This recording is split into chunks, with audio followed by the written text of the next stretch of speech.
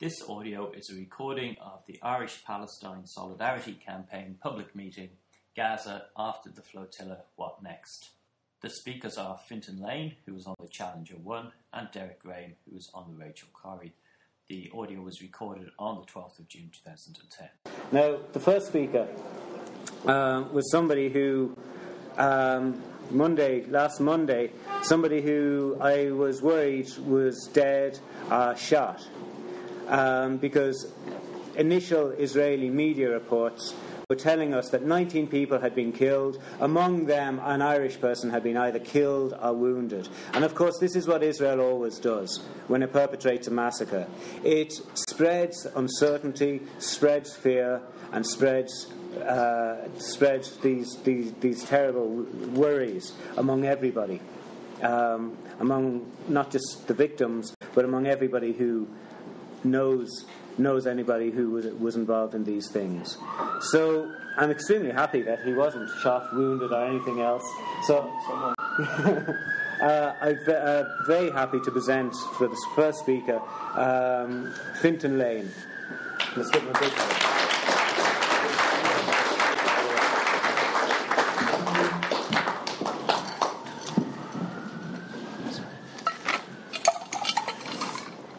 I'm here as a witness to what happened in the flotilla, so I think it's only right that I recount my own experiences. But after I've done that, I want to talk for a little bit about what people should do in terms of ongoing Palestine solidarity work, because, I mean, there's much that people can do, particularly through the Ireland-Palestine Solidarity Campaign. In terms of the flotilla, for those of us that were involved, I think the objective was twofold. It was to bring aid to Gaza, to bring goods that had been banned by the Israelis. Simple goods, bags of cement, for instance, that they're not allowed to bring in order to help in reconstruction work. Now, bear in mind that Gaza was destroyed back in 2008, 2009, when the Israelis massacred and they killed 1,400 people, including 300 children. Much of the infrastructure was destroyed. Simple things to allow them to reconstruct, such as bags of cement and other construction materials, are banned, as are medical equipment, various types of medical equipment. And until the day before yesterday, they had banned bags of crisps and sweets. This is how bad the Israeli blockade is. It's a punitive collective punishment on the entire people of Gaza. So the mission was to stand in solidarity with the people of Gaza, to support their resistance, and also to bring aid. Now, when we set off from Crete on Thursday morning, and we were full of hope, we were determined to get to Gaza, as was everybody else in the flotilla. We headed first to Cyprus. We intended there to pick up some passengers, including a number of Irish parliamentarians. However, the Israelis had put pressure on the Cypriot authorities. The consequence of that was as we neared Cypriot waters, we were approached by a Cypriot police helicopter, and we were told in no uncertain terms that we were not welcome within Cypriot waters, and that it was clear to us that we could not pick up passengers at that stage. We moved further up the coast. We needed to refuel. There were a couple of technical difficulties with the bilge on the boat, and we needed to go into some port. So we were forced to go into Famagusta in northern Cyprus. That's the Turkish-occupied northern Cyprus. We got a very warm reception from the authorities. The mayor of the town sent us lots and lots of food because we had been running low on food, and we received visitors to the dock, and we weren't allowed to disembark. But we did receive a warm reception.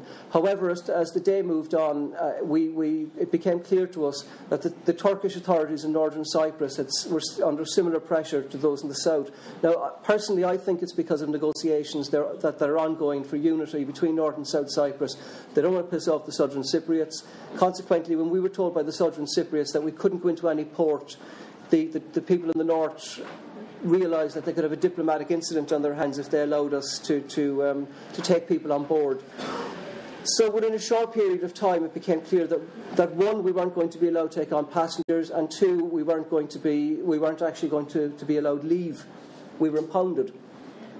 There was a lot of negotiations over the next number of hours. We were in a bubble at that stage. We didn't know what was happening, but we were told by the flotilla that they would wait for us, and they waited for us out in the Mediterranean. That was said to us repeatedly. Don't worry, nobody's going anywhere until Challenger 1 has left Cyprus and joins us.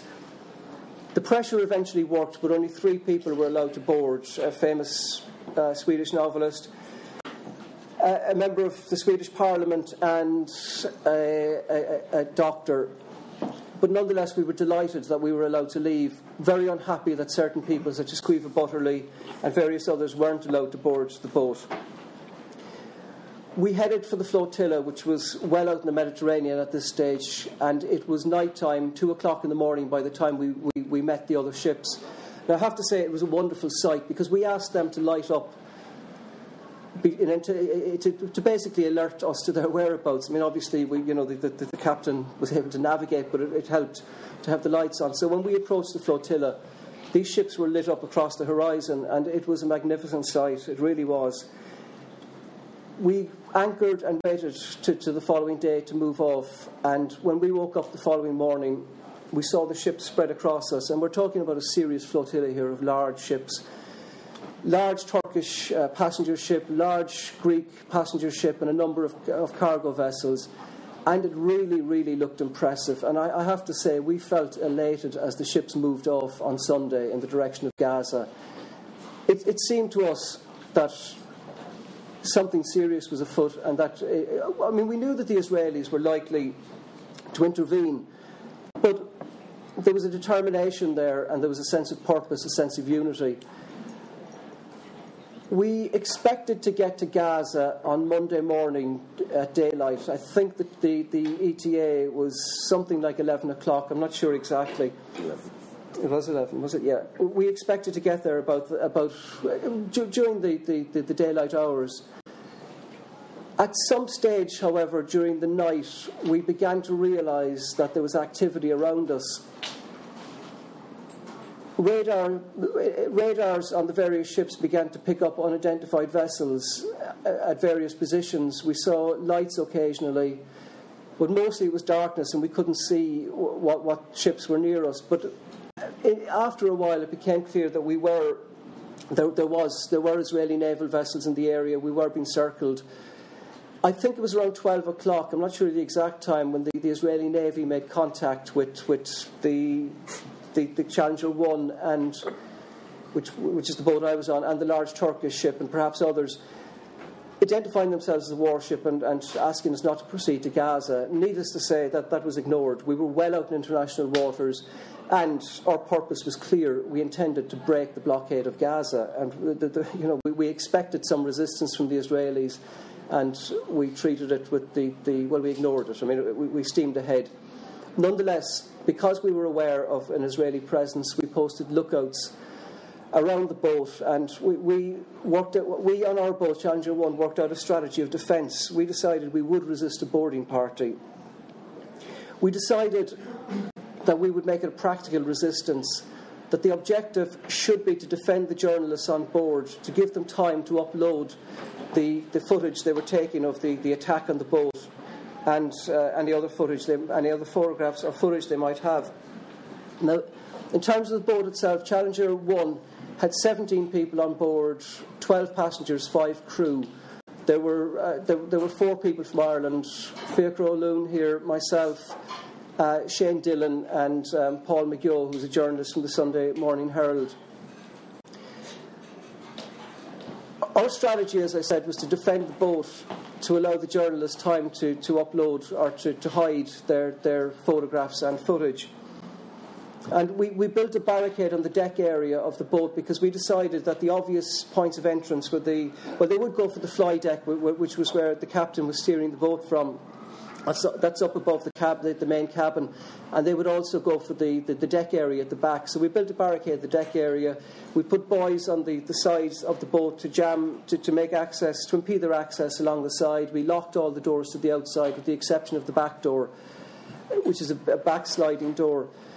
And we kept an eye out in anticipation of an Israeli attack. Now, even though we realised they were in the area, I think many of the passengers were still convinced that they would not attack until we were closer to Gazan waters.